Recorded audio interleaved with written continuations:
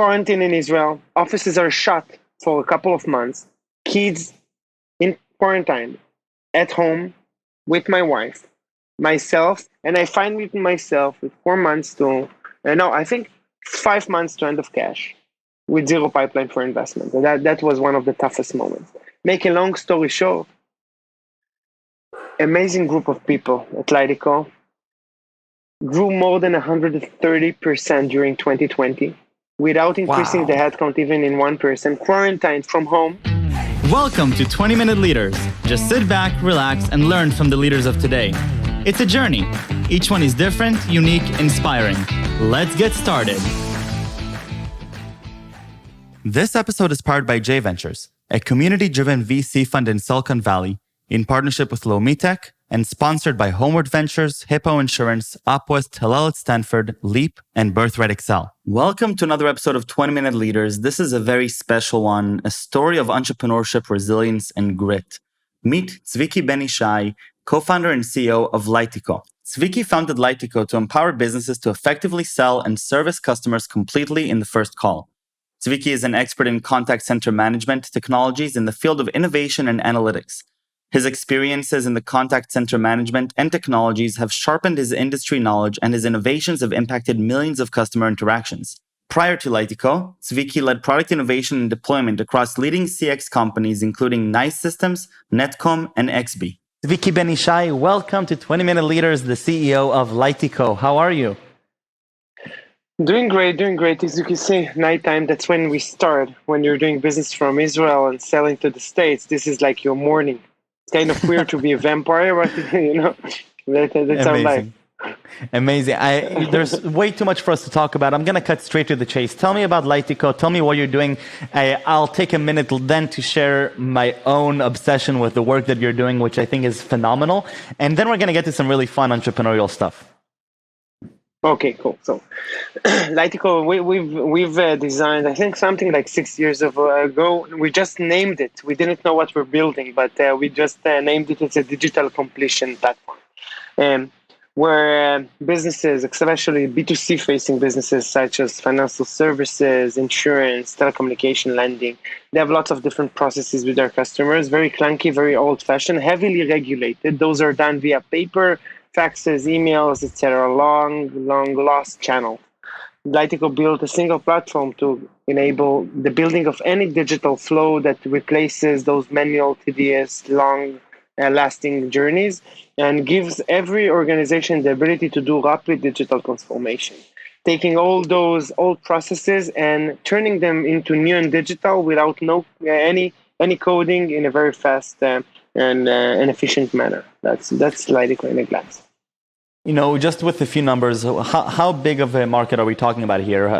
How many companies are thinking about this or are having trouble with this? Us as consumers, how are we experiencing this in the digital world, and where is this going? When we started evaluating the market, and sometimes people say that the total addressable market is nonsense because you can't really understand it until you get into it. But when we evaluated it, we're talking about a $25 to $50 billion market, only from evaluating the 5 key verticals that we operate in, which is healthcare, insurance, banking, lending, and telecommunication. The world is big, so we believe there's a much larger TAM, but 25 to 50 billion is enough for now. We can work for a lot of years without even touching this TAM. So 100%. Now, one of the things that I think is important to understand in the context of Lightico and your market is that this is an increasingly growing market. You're having more and more organizations that are becoming, that are getting into the cloud with telecommunications. The expectation from consumers is to have more front-facing technologies that enable us to have a smoother experience, which is what a lot of these companies are not able to deliver themselves, especially in insurance and healthcare and a lot of these age-old industries that are working with massive infrastructure that just doesn't enable them to do that, right? Yeah, I totally agree. It's not a matter of the infrastructure or the way that they're built. It's a matter of just how you perceive the problem.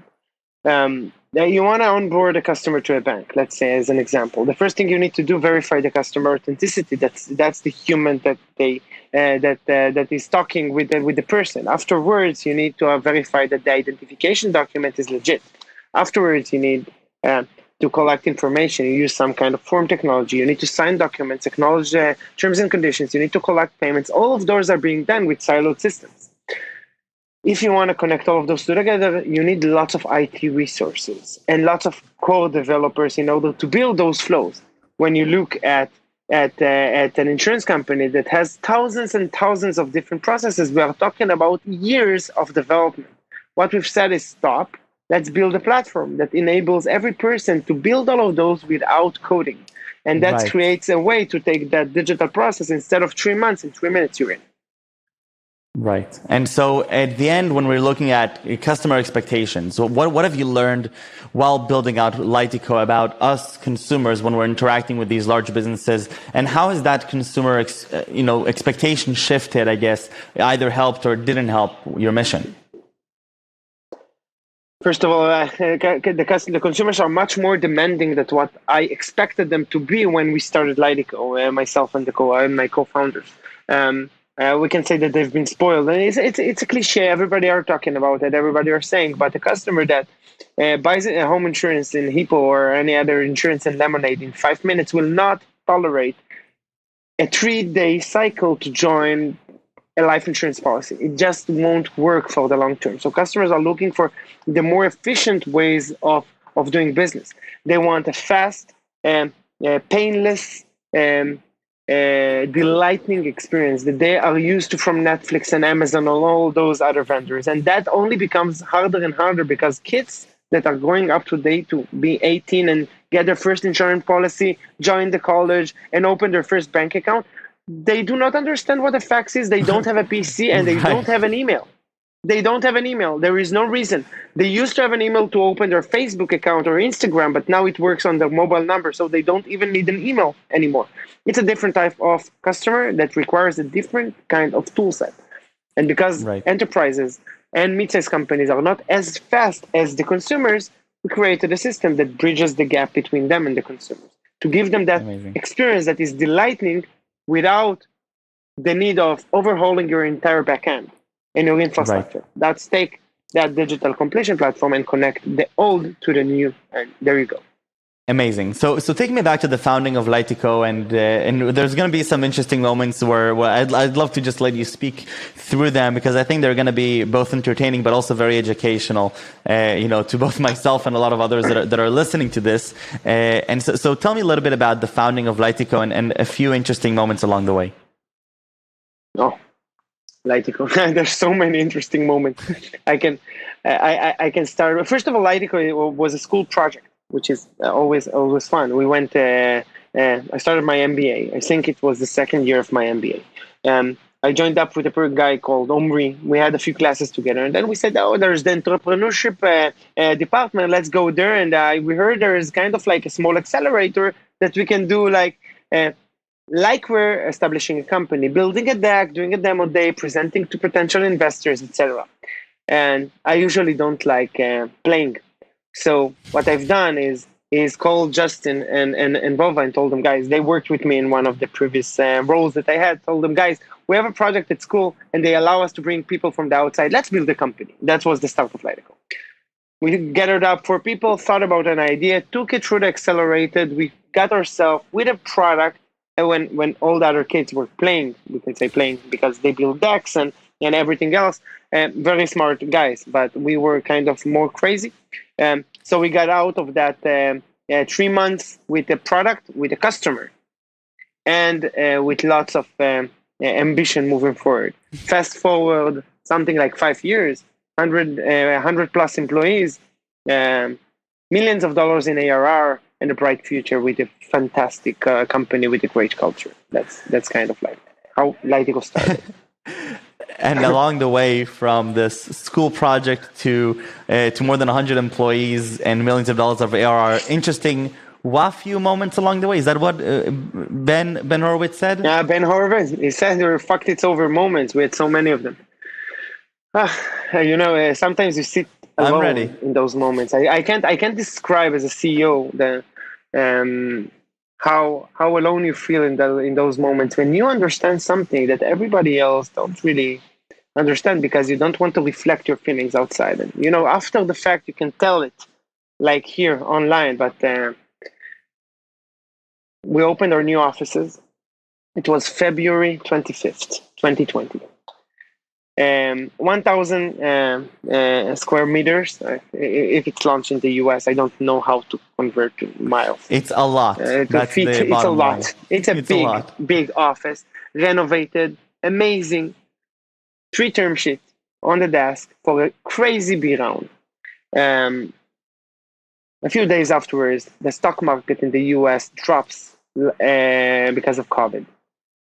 Quarantine in Israel. Offices are shut for a couple of months. Kids in quarantine, at home with my wife, myself, with 3 term sheets that were pulled immediately by the VCs that are telling, we're sorry, we do not understand what are going to be the multipliers in a year from now. We don't know how to build our investment thesis, which is totally understandable. It's not that I'm angry, that's just the reality. And I find myself with 4 months to, I think 5 months to end of cash, with 0 pipeline for investment. That was one of the toughest moments. Make a long story short, amazing group of people at Lightico, grew more than 130% during 2020 without increasing the headcount even in 1%, quarantined from home. Crazy executive leadership that worked with me with over 50 VCs in the pipeline, all of them remotely, from Tel Aviv to the US and UK, which eventually got us to a very good B round that is now being extended, that got us through that very, very tough year. So lots of fighting stories, lots of heroic stories of getting top-notch customers in uncertainty when you don't even have email access to deliver a staggering year in the most horrible conditions ever. So that's the strength of a strong and smart group of people, and luckily to be leading them. Take me back to that moment where you're getting those term sheets pulled from you, obviously the correspondence with the VCs, it's in your inbox, right? And you have more than 100 employees that are waiting for the news or are waiting to see what will happen. And you have an executive team with you, vice presidents of the company and colleagues that have grew the company with you. And you have these doubts that maybe we might not get through this, right? 5 months to go and COVID is just starting. What do we do? What is that like? What do you do in that moment? First of all, you call your friends at the board, because I have amazing investors. I tell them, guys, this is the situation. That VC 1, 2, 3 just pulled the term sheet. We have a situation when we have end of cash. First of all, what are we doing? You need to extend the cash without dropping any person, because Lightico, as a culture, we don't have any disposable person, we can say. There is no person that we can just let go. There's no such thing. So we've did the math. A few unpaid leaves for a very short period. 20% salary reduction from myself downwards to everybody, and the speech to the entire company, telling everybody very transparently what happened, what is the situation, what is the length, and getting everything cleared out with everybody and explaining to everybody, right? Most of the people in the world lost their jobs. So first of all, we're lucky to have a job. That's for all of us. And from that moment, we have a mission together, and it was really together. We need to get through this. Calling the board in parallel, telling them, that's the situation, that's the burn, it's going to go down to here. Everybody are okay with it. Employees are okay, very motivated. We need that extra layer of cash to get us through 2020 and towards 2021. And I got an acknowledgement from my board members. Then he goes, Zviki, we're covered for you. That was the first thing that got us the relief. Employees, not even one quitted, and there were lots of opportunities to move between companies during COVID. Not even a single employee quit during that time. I got amazing, encouraging notes, WhatsApp messages, text messages, and emails from everybody. which were very encouraging. And I can say that they got me through it. So the people of Lightico helped me and the founding team and executive leadership through that period with staggering results. And it was just try to be calm. And after everything we've been through up until 2020, your skin is thick. It's not like it was years ago. So we know how to handle stress and uncertainty. That was very high level of stress and uncertainty, but anyway, we got through it. Tough times, but it only got us stronger and more united as a company. So we're very ready to conquer the world. And with your internal leadership team, as you're progressing through, well, you said over 50 VCs, unbelievable. What does leadership look like at that point? So what is the communication with the leadership team? How do you keep the other leaders motivated, right? I mean, that they're really seeing you in the trenches. How do you work through them day by day through 50 VCs? First of all, you're taking most of the heavy lifting as a CEO. So it means that my first responsibility was to build a framework that takes all the data and build it with the executives within a 2 to 3 weeks time frame. Luckily for me, I was just at the end of the funding route with term sheet, so I had everything already prepared. Build data room and just get them out of the noise, giving them the ability to work and pull them only for specific discussions when I needed to brag with my amazing executive team. So that was kind of it. Taking most of the heavy lifting, doing all of the calls. I think I was at this balcony. Everybody can see with my plants. This is where I was for COVID, entire COVID, in rain and in the sun, and just speaking with investors and telling them about Lightico with a very hard situation that every person that comes into the Lightico offices, see the people, see the atmosphere, falls in love, and you can't really show it via Zoom. And that was one of the biggest struggles, but eventually we got a fantastic investor.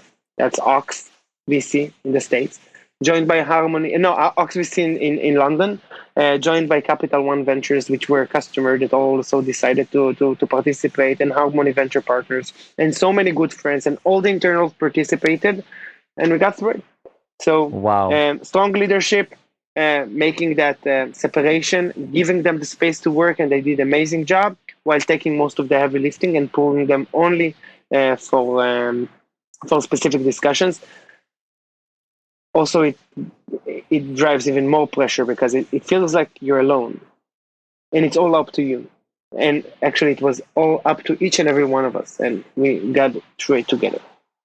What did you learn about yourself during that time? That I'm even more persistent, crazy person that I thought I am. It was seriously looking back, impossible task. The amount of stress that a person has with all the surroundings. It's COVID. It's not going out of work. There's no school, no kindergarten. Everything happens in the house. Everything boils up, and we managed to go through it. It kind of tells you that there is no thing that can break you. Hope I'm right. Let's see moving forward. Wow.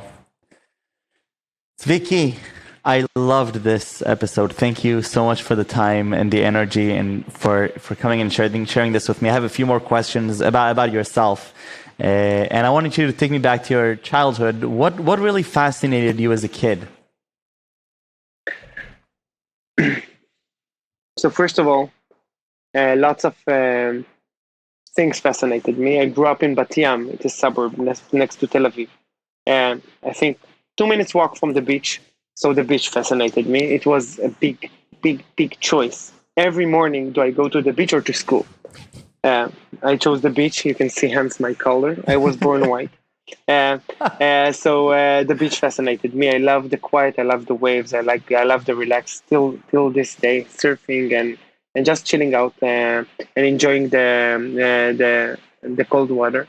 Second thing, I like breaking things apart. I was very, very curious. Electronics, breaking my PC to pieces, getting it, connecting everything together, downloading. I had the first CD burner I used to build to burn the CDs for all of my class. I was the first with technology, very early adopter. So I was a geek, a very young geek,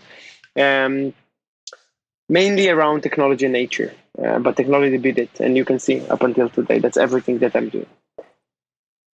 Amazing. And what inspires you today? It's a question that is just has cliche all over it, right? But what inspires me are two things, seriously. Leave aside famous people that are doing amazing things, that's always inspiring. But I think the little facts, how people can work together in being very strong. So every time I walk through our offices in Lightico, and I think that's an important. I'm inspired because what people can do when they have a smart infrastructure to work with and a good culture is just amazing. What a group of people can do is much more. Let's say the 1+1 definitely is not two. And my kids, they amaze me every time. They're so smart. The way that I just looking at them and looking at the world they're growing into, and they inspire me. Amazing. That's I love it. Those are the two things. Zviki, and what are 3 words that you would use to describe yourself? Crazy yet accountable. Crazy yet accountable. I'm not going to repeat the 3 words that you said before, which I might have liked better, but I'll take I'll take this. Zviki, toda rabba. Seriously, what a journey.